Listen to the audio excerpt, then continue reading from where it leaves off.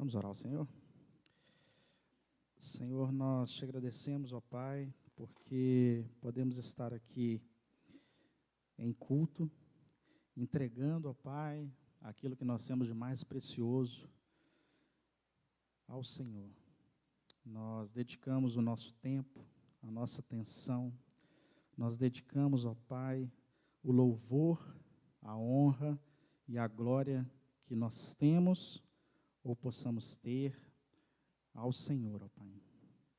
Nós te agradecemos por essa oportunidade que nós temos, por meio de Jesus, através do Espírito Santo, e clamamos que o Senhor fale conosco, ó Pai, que o Senhor confirme a Tua palavra em nosso coração, de modo que ela seja eficaz, de modo que ela seja eficiente, de modo que traga mudança, ó Deus, tudo isso para a glória do nome do Senhor, porque somente o Senhor é digno de toda honra, de toda glória, de toda adoração.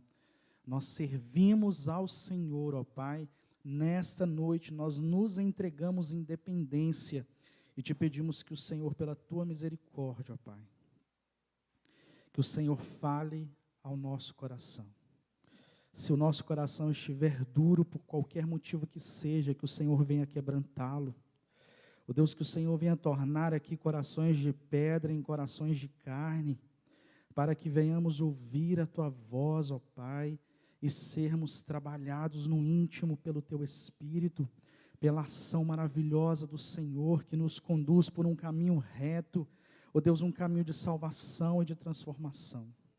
Ó Deus, nós clamamos também, ó Pai, por pessoas que neste momento podem estar sendo alvo do inimigo, nas ruas, nas casas, em qualquer lugar que seja. Nós clamamos por essas vidas, que o Senhor desfaça com o poder da morte, que tem tentado ceifar vidas, ó Pai, que não conhece o Teu nome. Ó Deus, nós clamamos por essas vidas, ó Pai, e te pedimos que o Senhor venha agir com a Tua misericórdia. Ó Pai, que essas pessoas tenham a oportunidade de ouvir o Teu Evangelho redentor, ó Pai, e que elas não, ó Deus, tapem os ouvidos, ó Deus, mas que elas ouçam, elas acolham a Tua palavra em seu coração, ó Pai, e o Teu Espírito Santo as convença do pecado, e elas se arrependam, e elas tenham as suas vidas transformadas, ó Pai. Nós clamamos pela Tua misericórdia, Senhor.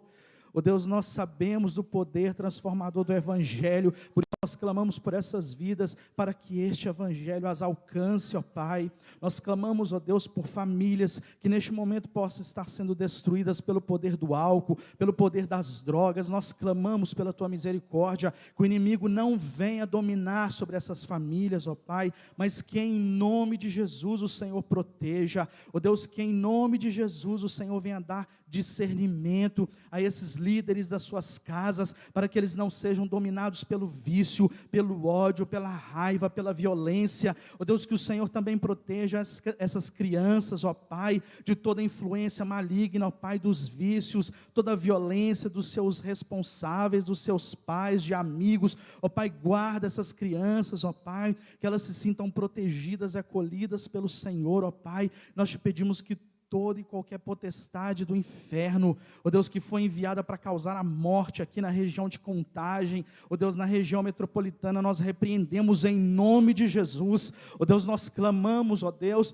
pela Tua misericórdia, envia os Teus anjos, ó Deus, e desfaça com todo o poder das trevas, em nome de Jesus. Nós clamamos, ó Deus, e te pedimos que o Senhor manifeste o Teu poder. Nós não queremos, ó Deus, o espírito de morte rondando a nossa região, os nossos lares, os nossos familiares, mas nós profetizamos vida, profetizamos salvação, porque o Senhor é o Deus Todo-Poderoso, e nós rejeitamos a ação do inferno, em nome de Jesus. Em nome de Jesus.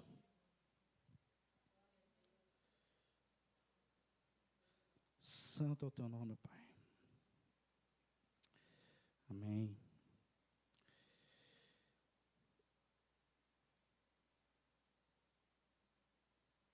Eu estou resistente, mas eu vou falar assim mesmo. Eu queria que a gente ficasse mais perto. Quem puder, eu queria que você chegasse para frente. Não quero ninguém sozinho. Queria que, se possível, se o Espírito Santo te falar aí de alguma forma, você ouça, não resista. Vamos ficar bem pertinho aqui, bem unido, né? Para que a gente não seja como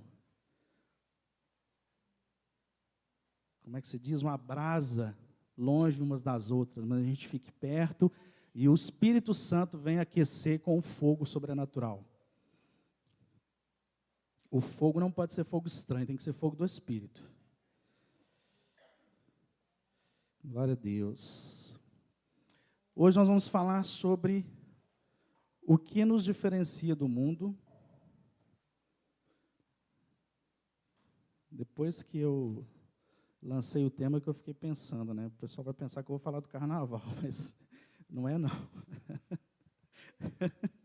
Eu que eu lancei o tema, eu falei assim, nossa, ficou parecendo que eu ia falar de carnaval. Se parecer também, não tem problema não. Gênesis capítulo 12, versículos 1 e 2.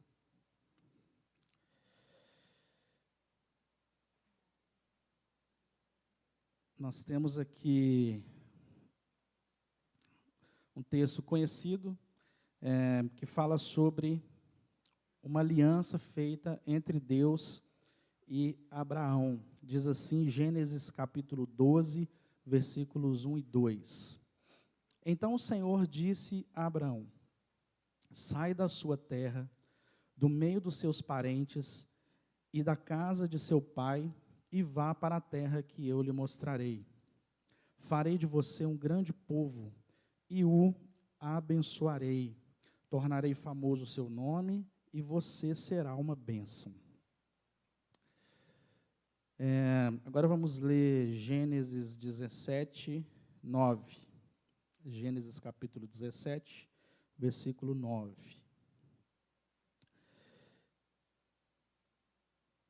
Disse o Senhor a Abraão, né? De sua parte, disse Deus a Abraão, guarde a minha aliança, tanto você como os seus futuros descendentes. Nós temos aqui, irmãos, algo bem interessante. O Senhor, ele vem ao encontro de Abraão, antes Abrão, né, até mudou o nome dele, e faz uma aliança com ele, conhecida como a aliança abrâmica, a antiga aliança. E a partir dessa aliança aconteceu muita coisa. Abraão, ele sai da terra, ele obedece, e o povo, a partir dali, ele vai se formando, né, através dos seus filhos, seus netos. E no decorrer da história nós vemos que o Senhor forma realmente uma grande nação, a nação de Israel. Agora vamos ler 1 Coríntios, capítulo 11, versículo 25, também conhecido, esse mais conhecido do que os outros, que a gente lê todo mês. Capítulo 11 de 1 Coríntios, versículo 25. Diz assim a palavra do Senhor.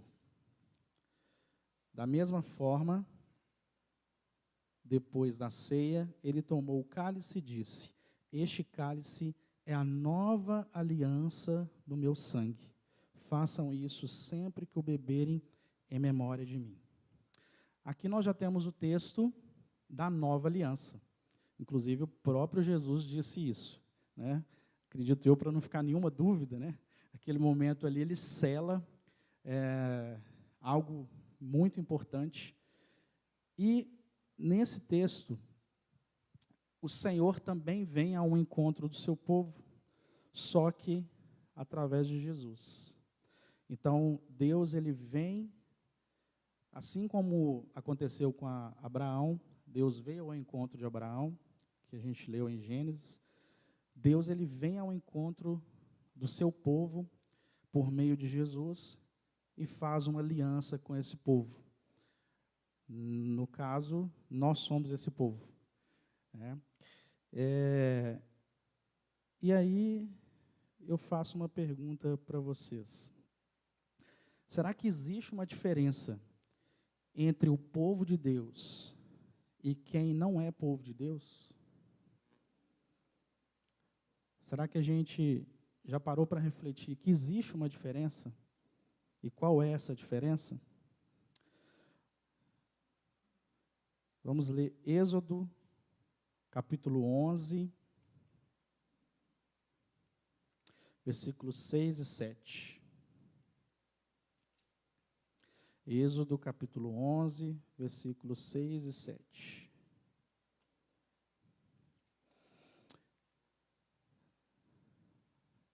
Diz assim a palavra do Senhor: haverá grande pranto em todo o Egito, como nunca houve antes, nem jamais haverá. Entre os israelitas, porém, nem sequer um cão latirá contra homem ou animal. Então vocês saberão que o Senhor faz distinção entre o Egito e Israel. Agora vamos ler Mateus 25, versículo 31 a 34.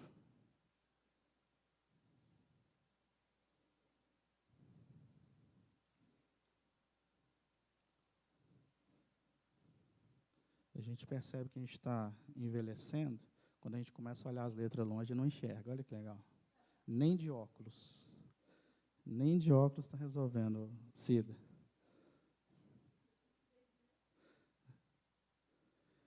Mateus 25, versículos 31 a 34. Quando o Filho do Homem vier em sua glória, com todos os anjos, assentar-se-á em um trono na glória celestial. Todas as nações serão reunidas diante dele, e ele separará umas das outras, como o pastor separa as ovelhas dos bodes, e colocará as ovelhas à sua direita e os bodes à sua esquerda. Então o rei dirá aos que estiverem à sua direita: venham, benditos de meu Pai, recebam como herança o reino que lhes foi preparado desde a criação do mundo. Nós vemos pela palavra do Senhor que o Senhor, desde a antiguidade, ele faz sim distinção entre o seu povo e as demais pessoas. E fica claro para nós aqui, né, nessa profecia dita em Mateus, que o próprio Jesus também fará distinção entre quem é o povo de Deus e quem não é povo de Deus. No caso da passagem de Êxodo, nos fala quem não são os filhos de Deus, quem não é povo de Deus. Era o povo do Egito. Né? Dentro do exemplo que nós temos aqui, o Egito era considerado um povo que praticava iniquidade, um povo que tinha outros deuses, não servia ao Deus verdadeiro, né? Ao Senhor nosso Deus. Então, aquele povo do Egito, eles não estavam debaixo do favor de Deus, mas Israel estava, porque Israel era povo de Deus. Né? Em Provérbios 11, diz que a justiça do íntegro endireita ou endireitará o seu caminho, mas o ímpio, pela sua impiedade, cairá. O ímpio, ele já está fadado ao fracasso. Quem não é povo de Deus, ele já tem um futuro infeliz. Ele já tem um futuro voltado para a perdição. Assim era o povo do Egito. O povo do Egito sofreu com as pragas. Quem perseguiu o povo de Israel morreu. Por quê? Eles não tinham o favor de Deus. Então, quem não é filho de Deus, quem não é povo de Deus, está fadado a uma perdição, à perda, ao sofrimento, à morte. Mas e os filhos de Deus? Quem são? Êxodo 33, versículo 16.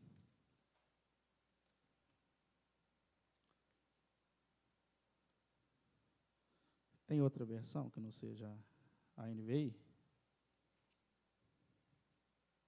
Fazendo favor. Êxodo 33,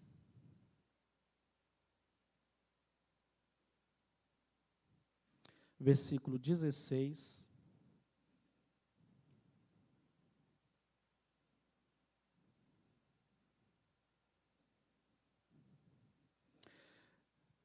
Diz assim, Moisés, no caso, falando ao Senhor: pois como se há de saber que achamos graça aos teus olhos? Não é porventura, pois como se há de saber que achamos graça aos teus olhos, eu e o teu povo? Não é porventura em andares conosco, de maneira que somos separados, eu e o teu povo, de todos os povos da terra? Moisés aqui, conversando com Deus, eles tiveram um pequeno problema, né? Que o povo resolveu achar que um bezerro de ouro tinha tirado eles do Egito, né? Não sei nem como que chegar nessa conclusão, mas a nossa mente humana ela é bem criativa, né? Na maioria das vezes. Mas naquele momento ali que o Senhor está dialogando com Moisés, nós temos um segredo com relação à nossa filiação a Deus. Por quê? Moisés diz algo extremamente fundamental nesse sentido, porque ele entendeu que quem é filho de Deus anda com Deus. Quem é filho de Deus está próximo a Deus. Quem é filho de Deus, o que diferencia do mundo é o seu relacionamento com Deus. E aí, em Êxodo, ele diz isso: não é porventura em andares conosco, ou seja, essa presença, esse cuidado, esse consolo, esse acolhimento, essa exortação.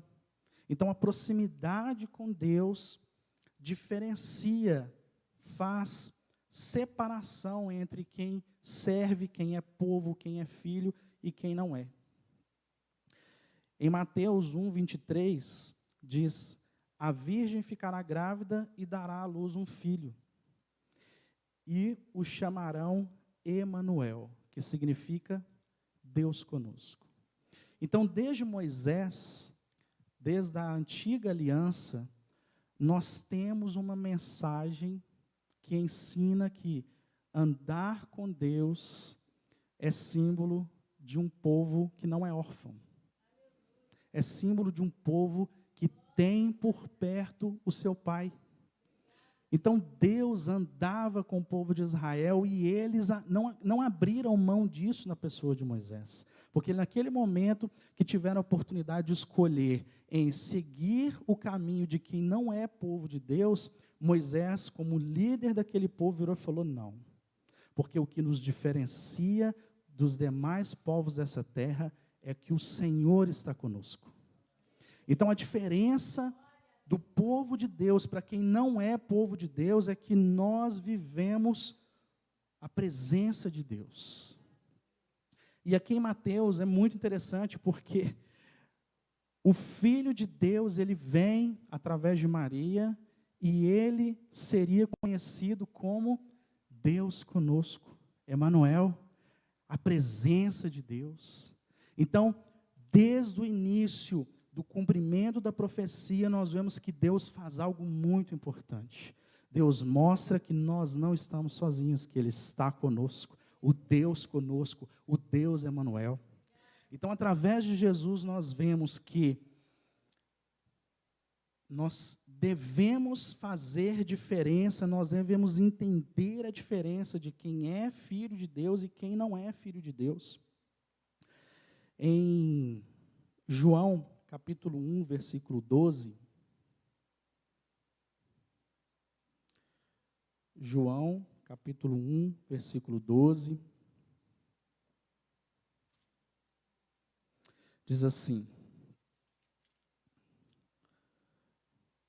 contudo, aos que o receberam, aos que creram em seu nome, deu-lhes o direito de se tornarem filhos de Deus, ou o poder de serem feitos filhos de Deus, ou se chamarem filhos de Deus. Então, quando nós entendemos que Jesus, ele veio em cumprimento de uma promessa, e desde o início do cumprimento dessa promessa, ele revela e é revelado que a presença de Deus é algo fundamental para o seu povo, né, nós começamos a entender que existe uma relação, existe um propósito. E aqui em João, o Senhor traz para nós que o direito que nós temos de sermos chamados filhos de Deus está vinculado ao cumprimento dessa promessa. Porque assim como aconteceu com o povo de Israel, que andava com Deus e Deus andava com eles, o Deus conosco, o Emanuel, o Jesus, o Cristo, está conosco. Ele habita em nós. Então, isso faz diferença entre nós e o mundo. Porque Jesus habita em nós. Mas quem somos nós? Aqueles que recebem e creem. Então nós vemos que, pela fé, Abraão escolheu andar com Deus. Porque Deus vem ao encontro de Abraão e diz que havia uma promessa de que o Senhor faria dele uma grande nação. Só que ele teria que sair da terra, ele teria que obedecer, ele teria que crer, mesmo não vendo, ele teria que andar em direção a Deus, ao que Deus tinha para ele. Em Moisés acontece o mesmo, porque Deus vem ao encontro de Moisés e diz: Moisés, vocês precisam marchar. Vocês estão no meio do deserto, não parece que é bom, parece difícil, é duro, mas vocês precisam marchar. E o que Moisés diz? Pela fé, o Senhor tem que ir conosco. Porque o que faz diferença entre nós e os demais povos que estão morrendo é andarmos com o Senhor está conosco. Então, pela fé, Moisés escolheu andar com Deus. E nós, o que nós devemos fazer? Como diz em João 1,12, pela fé, nós devemos escolher andar com Deus. Porque quando nós cremos, quando nós recebemos essa profecia, esse ensino, o Evangelho de Cristo, nós estamos escolhendo andar com Deus. Nós estamos escolhendo sermos feitos filhos de Deus pela fé. Então, Abraão escolheu andar com Deus, Moisés escolheu andar com Deus, e eu e você, o que nós temos que fazer? Escolher andar com Deus, estar perto dEle, do cuidado, da proteção. Isso é algo que nos diferencia, a nossa escolha por andar com Deus. Outro ponto importante, além desse processo de salvação que nós temos, prometido pelo Senhor e cumprido por Ele mesmo através do Cristo, é que nós, como filhos de Deus, não podemos trilhar o caminho de qualquer jeito.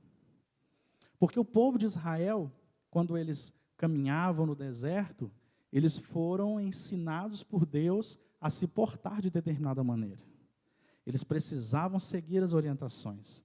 Porque se você é filho de Deus, você não se porta e não anda como alguém que não é filho de Deus. O seu filho é de carne, no meu caso, a Esther e a Lídia, eles não podem andar de qualquer jeito. A Raquel disse algo esses dias, quando nós estávamos em viagem, que eu achei bem interessante. Não perguntei de onde que ela tirou isso, mas isso tocou muito no meu espírito, que teve uma ocasião que nós precisávamos sair e a Esther iria com uma outra família para um outro lugar. E ela teve uma conversa com a Esther, porque geralmente a gente anda junto, nossos filhos não andam sozinhos, mas ela falou com a Esther que aonde a Esther estivesse, ela seria representante da nossa família. Então, ela tinha que entender que ela não estava ali por conta própria, fazendo o que ela queria, agindo da forma que ela achasse melhor, mas ela deveria estar ali refletindo que ela era representante da nossa família. E mais que isso, ela era representante de Jesus. Então, quando nós entendemos que nós somos filhos de alguém importante, nós não nos portamos de qualquer forma, porque nós somos representantes do Pai. Nós somos representantes de um reino, nós somos representantes de uma família. Então, nós não podemos achar que nós vamos ter atitudes que afetam apenas a nossa imagem, apenas o nosso nome, porque nós levamos um nome muito importante, o nome do Pai. Então, se somos filhos, nós, por direito, podemos dizer que nós somos filhos, nós também somos representantes dessa família. E eu achei isso muito interessante. 1 Timóteo, capítulo 4, versículos 4 e 5, diz o seguinte: pois tudo o que Deus criou é bom, e nada deve ser rejeitado, se for recebido com ação de graças, pois é santificado pela palavra de Deus e pela oração. O processo de santificação, meus irmãos, é separar o puro do impuro, o justo do que não é justo, abrir mão do que é errado. Mas como que isso acontece? Quem diz para o filho o que é certo, o que é errado? Os pais. E quem nos diz o que é certo e o que é errado? O nosso pai. Você tem um pai. Então, se você tem dúvida com relação a alguma coisa, nós precisamos entender que o nosso pai nos indica qual é o caminho correto a seguir. O processo de santificação que o Senhor pede de seus filhos, que vem desde a época do povo de Israel, é embasado na sua palavra. Porque a palavra que nos santifica, nos mostrando onde nós estamos errando. A palavra do Senhor, ela traz santificação, porque ela nos orienta, ela nos acolhe, mas também nos exorta. E através da oração, como nós lemos aqui em Timóteo, nós temos uma ação do Espírito Santo que nos move em direção ao que é justo, ao que é correto, nos conduzindo nesse processo de santificação. Então nós não estamos sozinhos. Às vezes nós estamos como crianças em ambientes estranhos, achando que nós estamos sozinhos, mas nós temos uma orientação, nós temos a palavra de Deus, que é o trilho que nós devemos seguir, e nós temos o Espírito Santo, ao qual nós podemos pedir ajuda através da oração. Então nós não podemos abdicar, abrir mão da palavra do Senhor e da oração, porque somente através da palavra do Senhor, que é o trilho, e da ação do Espírito Santo, através da oração, nós conseguiremos trilhar o caminho de santificação. Tudo que o Senhor fez é bom. O próprio Paulo diz isso aqui a Timóteo. Porém, tudo foi criado com uma finalidade, meu irmão. Às vezes a gente acha que pode pegar um texto da palavra, né, e transformar aquilo ali numa doutrina, né? Não, mas eu posso fazer tudo, porque o Senhor fez tudo e tudo era bom. Tudo que o Senhor criou é bom. Mas o Senhor criou as coisas com uma finalidade, com um propósito. Quando nós desviamos o propósito, a finalidade, nós estamos errando. Então, o nosso cuidado deve ser que tudo nos é lícito, mas nem tudo convém. Eu posso pegar o meu carro e sair em alta velocidade. É lícito. Ou seja, eu consigo fazer isso. É factível. É possível de ser feito. Mas convém? Eu posso fazer uso de drogas. Posso. É factível. É lícito. E hoje tem vários tipos de drogas que são permitidas por lei, inclusive. Mas convém? E eu não entro nem no detalhe, porque se a gente for procurar na palavra, a gente não vai achar maconha. A gente não vai achar crack. Mas eu chamo a atenção para algo. Qual que é a nossa intenção, a nossa motivação, o nosso desejo, a nossa expectativa, quando nós fazemos uso dessas coisas? Aonde está o nosso coração? Que necessidade nós estamos tentando satisfazer? Qual alegria nós pretendemos ter? A santificação é a presença e a ação de Deus em nós. E se nós fazemos uso do direito de João 1,12, ou seja, nós falamos que somos filhos de Deus, O reflexo de alguém que é filho de Deus é ter a vida de Cristo em si. Se nós somos realmente filhos de Deus, nós precisamos refletir sobre isso. A nossa vida reflete a vida de Cristo. A nossa vida fala sobre Cristo. Porque o que nos diferencia do mundo, dos demais povos, além de andar com Deus, é se nós estamos escolhendo nos santificar a Deus. Porque a santificação é a separação da prática do mundo. O que o mundo anda praticando? Aí eu falei que eu ia falar do carnaval. Hoje, o que o mundo está praticando? A festa da carne. Achei muito bonitinha estar explicando o que era a festa da carne. Nem eu sabia tão bem explicado, porque ela viu na célula Anima Kids. Ela aprendeu na célula.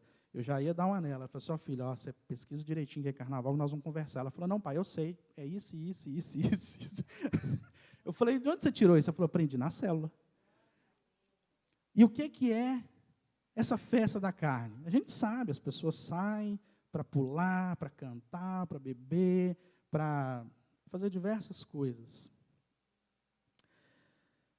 Mas essa mistura,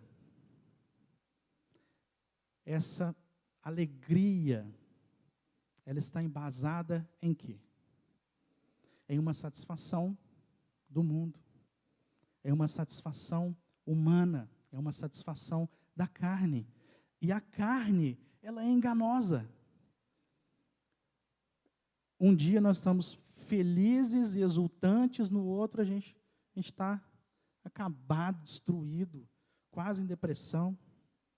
Um dia nós estamos motivados e com vontade de fazer, de realizar, de salvar o mundo. No outro dia a gente não quer nada, a gente quer ligar uma série, ficar ali quietinho, não quer nem que toque a campainha. Num dia a gente tem certeza que vai dar tudo certo, que não importa o que acontecer. Se você for mandado embora, você abre uma empresa, se o carro quebrar, você compra outro, e se você adoecer, você toma remédio.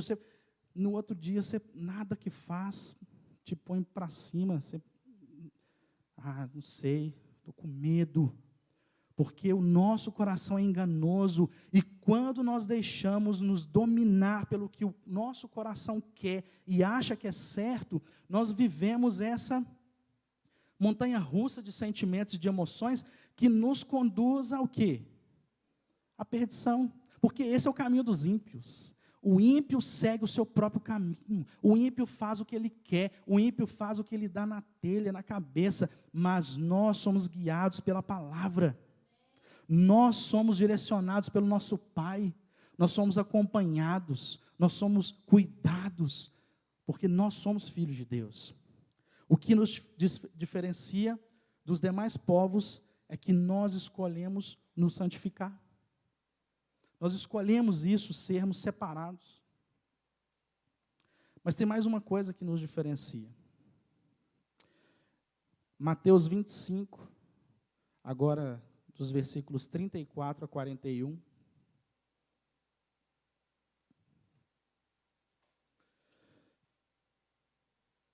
Mateus 25, capítulo 25, versículos 34 a 41. Diz assim, em continuação ao texto que nós estávamos lendo. Então o rei dirá aos que estiverem à sua direita: venham, benditos de meu Pai, recebam como herança o reino que lhes foi preparado desde a criação do mundo. Pois eu tive fome, e vocês me deram de comer. Tive sede, e vocês me deram de beber. Fui estrangeiro, e vocês me acolheram. Necessitei de roupas, e vocês me vestiram. Estive enfermo, e vocês cuidaram de mim. Estive preso, e vocês me visitaram. Então os justos lhe responderão: Senhor, quando te vimos com fome e te demos de beber, ou com sede e te demos de beber? Quando te vimos como estrangeiro e te acolhemos, ou necessitado de roupas e te vestimos? Quando te vimos enfermo ou preso e fomos te visitar? O rei responderá: digo-lhes a verdade, o que vocês fizeram a algum dos meus menores irmãos, a mim o fizeram. Então ele dirá aos que estiverem à sua esquerda: malditos, apartem-se de mim para o fogo eterno, preparado para o diabo e os seus anjos.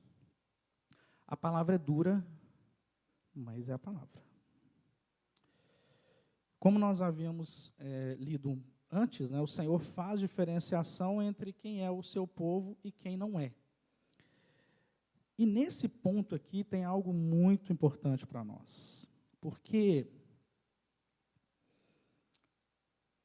algo que diferencia quem é filho de Deus e quem não é filho de Deus, quem é povo de Deus e os demais povos, é que nós praticamos o que o Pai espera que nós pratiquemos. Então não adianta a gente se enganar e falar assim, não, mas já tem muita gente fazendo. Eu não preciso fazer. Já tem muita gente, né? Quando alguém bate na sua porta, você já tem até resposta, né? Você conhece a Legião da Boa Vontade? Você conhece o Testemunho de Jeová? Não, você tem que falar assim, ó, você conhece Jesus? Porque eu tenho Jesus e eu vou te apresentar o pão. Aí você entrega o pão, está vendo aqui esse pão aqui? Ó? Eu tenho algo muito melhor. Mas não pode deixar de dar o pão. Porque a pessoa que está com fome, ela está com fome. A pessoa que está com sede, ela está com sede. Quem está sem condição de se vestir, está sem condição de se vestir. Então, salvo algumas exceções, nós devemos entender que quem é filho de Deus, ele tem que ter uma prática diferenciada. Eu não posso me amparar na justificativa de que, mas eu não sei o que a pessoa vai fazer com esse dinheiro. Não importa. A responsabilidade é dela. A partir do momento que você entregou algo para alguém, né, como nós fizemos muitas vezes em viagens missionárias, em ações sociais que nós fazemos pela igreja, quando nós fazemos algo por alguém, a partir do momento que a pessoa recebe aquilo ali, a responsabilidade é dela. Porque saiu das minhas mãos e está sobre as mãos dela. O compromisso dela com aquilo ali é ela e Deus. Lógico, se você não foi impulsionado ou foi impedido por Deus de fazer alguma coisa, meu irmão, amém, está na bênção. Você não vai prestar conta para nós, não, você vai prestar conta ao Senhor, então fica tranquilo. Agora, será que o Espírito Santo não está te movendo e você está sendo teimoso? Então, nós não podemos usar de desculpas para impedir que nós façamos aquilo que o Senhor espera de nós. Tito, capítulo 2, versículos 11 e 12, Paulo traz algo muito interessante para o seu discípulo Tito. Diz assim: pois a graça de Deus se manifestou salvadora a todos os homens, e ela nos instrui a renunciar à impiedade, aos desejos mundanos e a viver de maneira sensata, justa e piedosa nesta era presente. Então, ou seja, a graça, ela se manifesta a nós. O Senhor, Ele nos deu algo de presente. Ele se manifestou através do Cristo, Ele mudou a nossa história, Ele mudou o nosso coração, Ele mudou o nosso futuro. Mas essa mesma graça, ela traz algumas instruções. Além de renunciar à impiedade, nós já falamos sobre isso, ela nos instrui a nos portarmos de maneira justa e piedosa. E o que é agirmos de forma piedosa? A piedade nada mais é que a prática da compaixão. Nós somos movidos de compaixão, nós somos movidos por algo que o Senhor coloca em nosso coração. Porque a bondade não vem de nós. Não pense porque você faz o bem a alguém que isso vem de você. Porque nós naturalmente somos egoístas. Naturalmente. E isso não é um privilégio só meu. Naturalmente, a nossa natureza humana, meus irmãos, ela é inclinada ao pecado.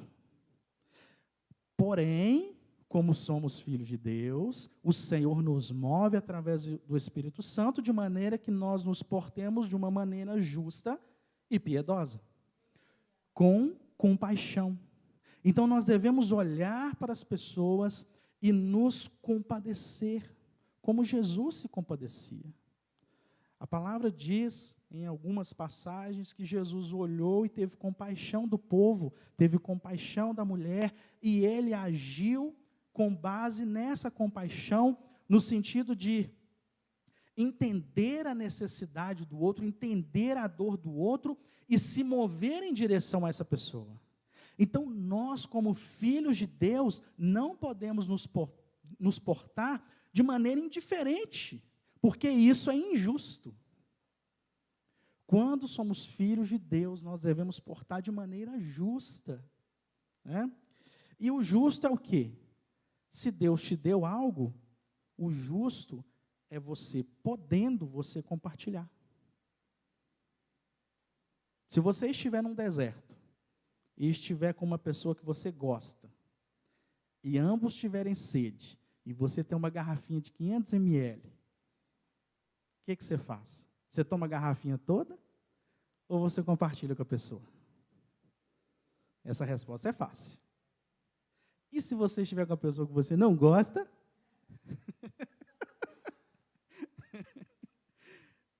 E se você estiver com a pessoa que já tomou a garrafinha dela?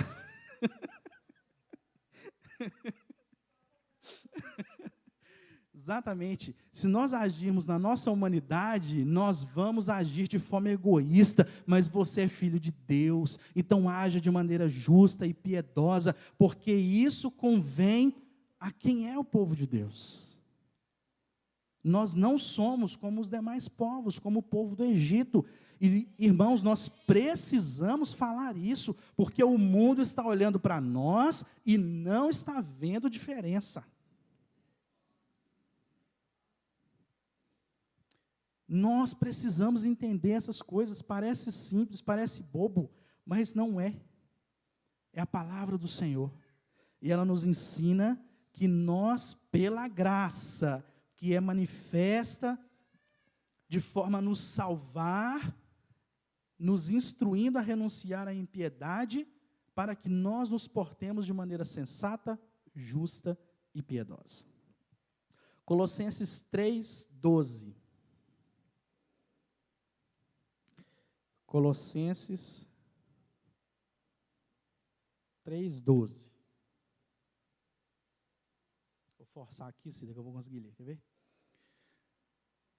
Portanto, como povo escolhido de Deus, santo e amado, revistam-se da profunda compaixão, bondade, humildade, mansidão e paciência. Eu vou falar só da profunda compaixão, porque a mansidão e a paciência ainda tem que chegar lá ainda. É profunda compaixão, meus irmãos. É algo que tem que vir de Deus, que você tem que deixar Ele gerar em você. Não é algo normal. Não é uma coisa assim, ó, nossa, você está vendo a situação de emergência, não tem outro ali, não tem jeito, então tá bom, vou ajudar. Não, é profunda compaixão, é você entrar na realidade do outro. Está todo mundo ali, ó, ignorando, está todo mundo achando que não tem nada a ver, que não pode fazer nada, e você vai lá e fala, Senhor, eu não sei o que eu posso fazer, mas eu sei que eu preciso fazer, porque eu sou filho do Senhor, eu sou povo escolhido e separado e diferente, me ajuda, o que eu posso fazer? Isso é se compadecer. Porque se você não tiver como ajudar, mas Deus te escolheu para ajudar, Ele vai dar o recurso na sua mão. Se for preciso, Deus vai fazer um milagre por você e pelo outro. Mas nós temos que nos dispor com profunda compaixão. E nós precisamos nos revestir disso. Por quê? Nós, como povo de Deus, precisamos ser diferentes, irmãos. Nós precisamos nos distinguir do restante do povo. Nós precisamos. É necessário.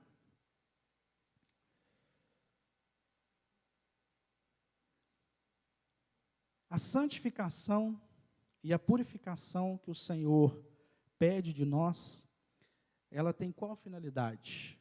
1 Pedro, capítulo 1, versículos 21 e 22. 1 Pedro 1, versículos 21 e 22.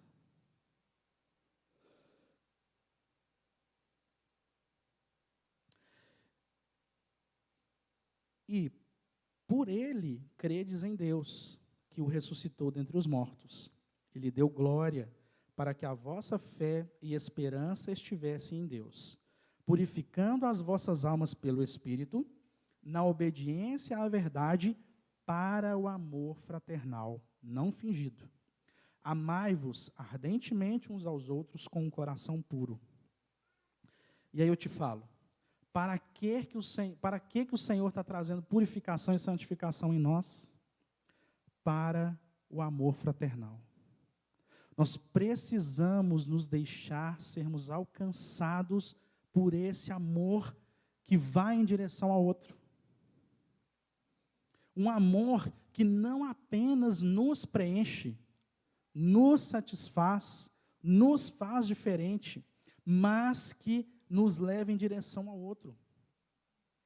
Nós não fomos chamados para manifestar a justiça de Deus. Que às vezes a gente confunde, né? A gente acha que a gente está aqui na terra para manifestar a justiça. Então, nós vamos lutar por todo mundo e nós vamos tornar o mundo um lugar melhor na marra. Nem que a gente tenha que matar um bocado.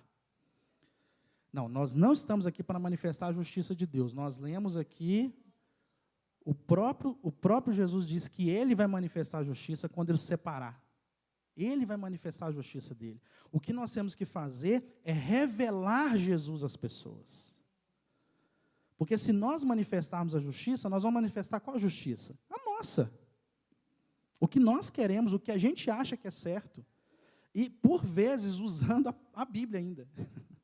Como muitas seitas fazem. A maioria das seitas, eles usam palavras ditas divinas para justificar os seus atos, por vezes, atos terríveis.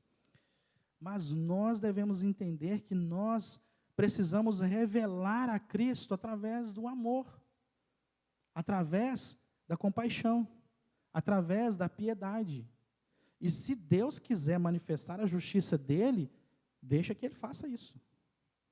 Nós temos que preocupar em revelar o Cristo, a salvação, o Evangelho, e tentar tirar as pessoas do inferno, e não mandá-las para lá. Porque às vezes dá vontade de mandar, mas não pode. Não pode. Se alguém não te falou isso, eu vou falar aqui. Dá vontade, mas não pode. O nosso objetivo com o Evangelho do Cristo, o nosso Redentor, é arrancar essas almas do inferno. Então, quando você vê uma situação dessa, como o carnaval, meu irmão, não tenha nojo das pessoas. Não tenha raiva das pessoas. Você pode ter nojo do pecado. Você pode ter raiva do pecado. Mas as pessoas, elas são carentes da salvação em Cristo, assim como nós. A palavra diz que todos pecaram e destituídos foram da glória de Deus. A única coisa que nos diferencia dessas pessoas é que nós encontramos salvação, estamos em processo de santificação, e isso precisa nos levar em direção a elas. E não causar repulsa.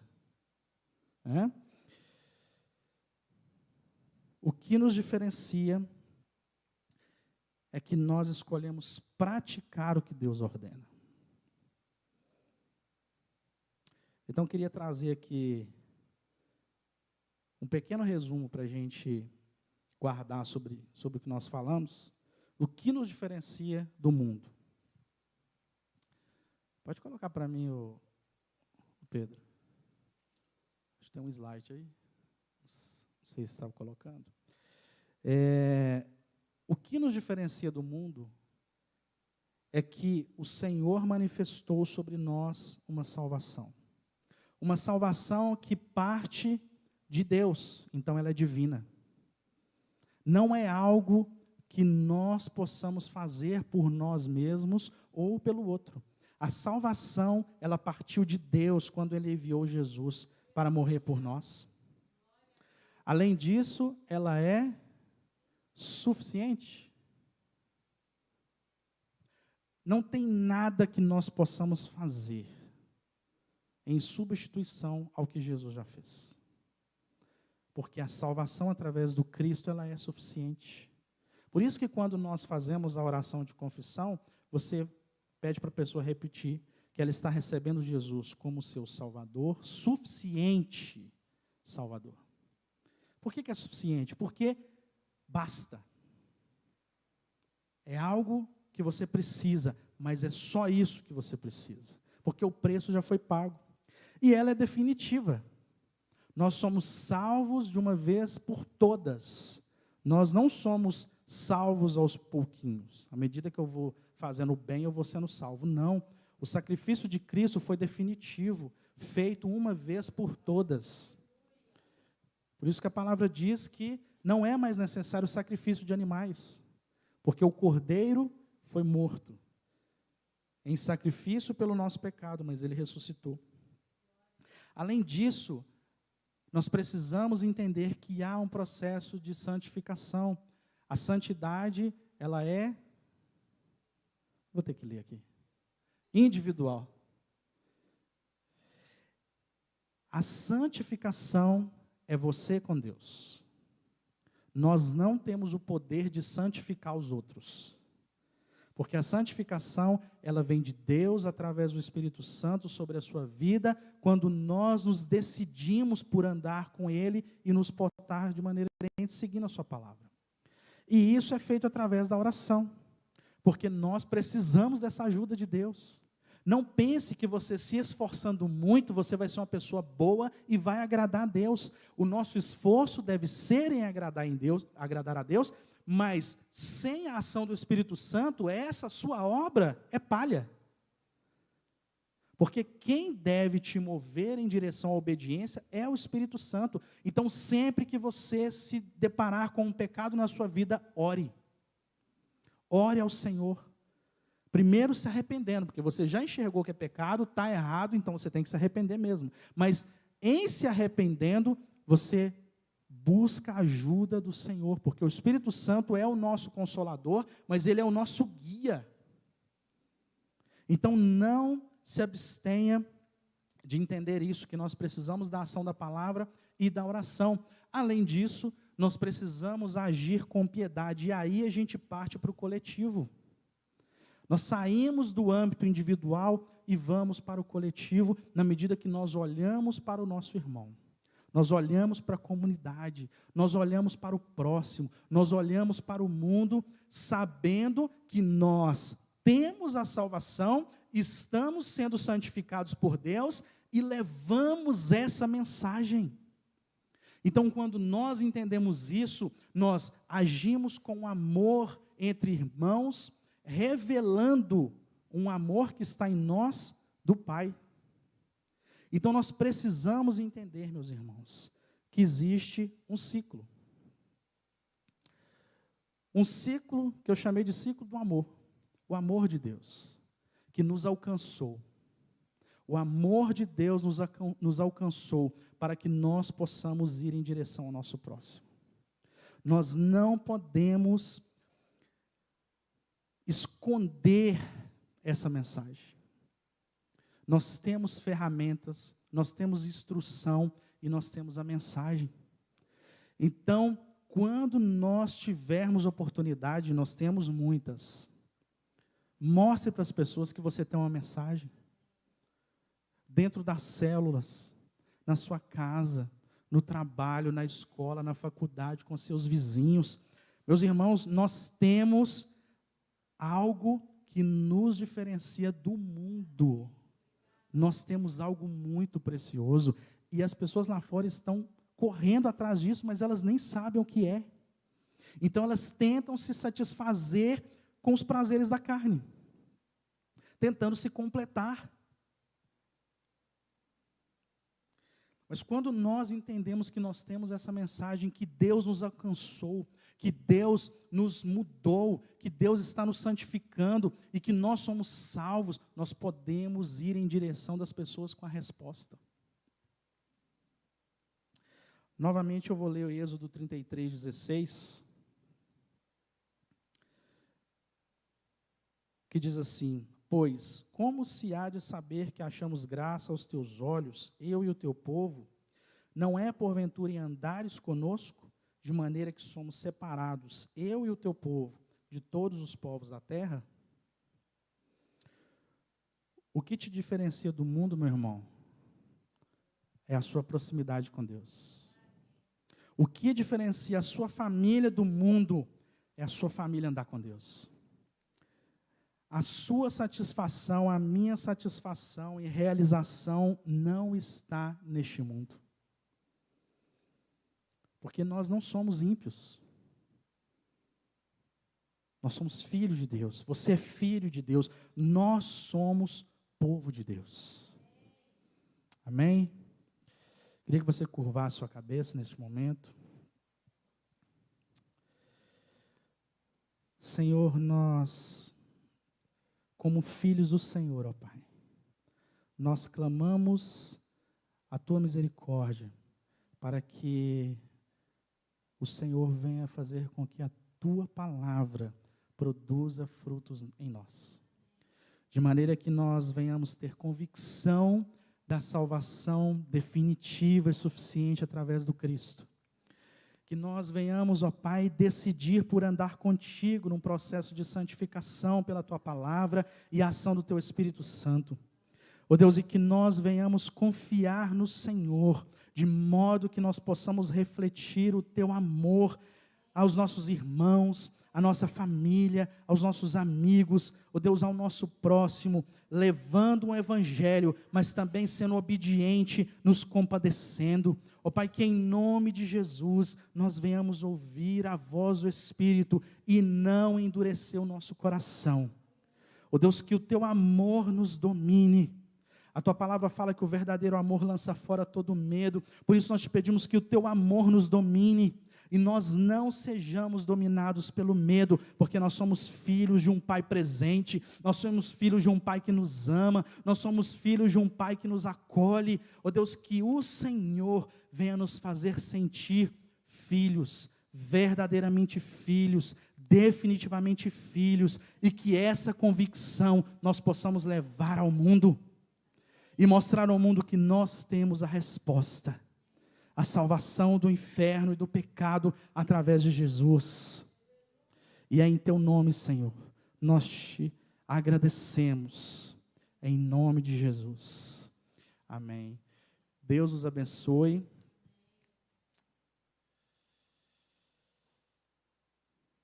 Quem quiser o resumo, são quantas horas? 9 horas vai sair um resumo nas redes sociais, vocês podem consultar. Que o amor de Deus, a graça salvadora de Jesus Cristo e a comunhão e a consolação do Espírito Santo seja com todo o povo de Deus, a família de Deus na face da terra, hoje e eternamente. Amém.